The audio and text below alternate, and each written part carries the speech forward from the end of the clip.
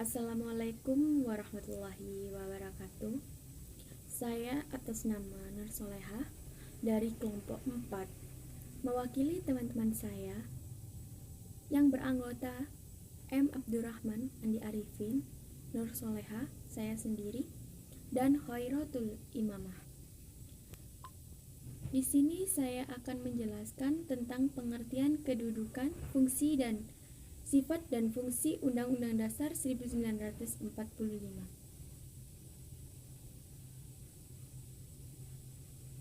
Pengertian Undang-Undang Dasar 1945 adalah sebagai berikut. Next.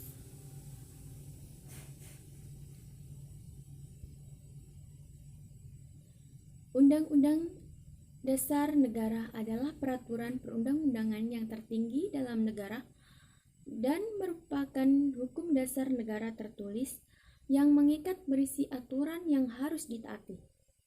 Hukum dasar negara meliputi keseluruhan sistem ketatanegaraan yang berupa kumpulan peraturan yang membentuk negara dan mengatur pemerintahannya. Undang-undang dasar merupakan dasar tertulis atau konvensi. Oleh karena itu, Undang-Undang Dasar menurut sifat dan fungsinya adalah suatu naskah yang memaparkan karangan dan tugas-tugas pokok cara kerja badan tersebut.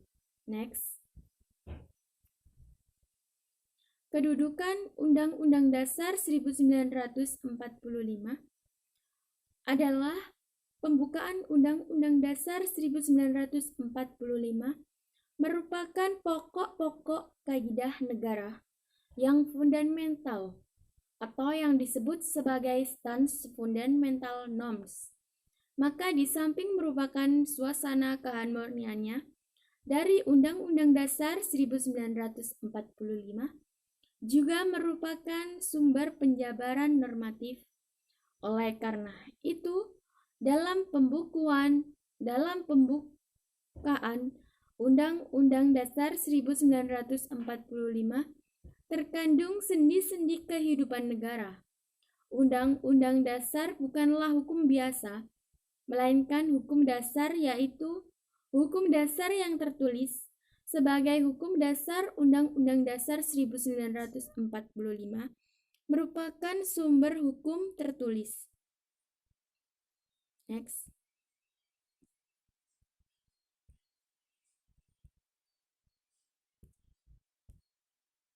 Sifat-sifat Undang-Undang Dasar 1945 adalah sebagai berikut. Nomor 1, yakni sifat Undang-Undang Dasar 1945. Undang-Undang Dasar tersebut memiliki sifat tertulis. Yang kedua, sifat Undang-Undang Dasar 1945 bersifat singkat dan supel. Artinya, singkat dan supel itu singkat, padat, dan jelas.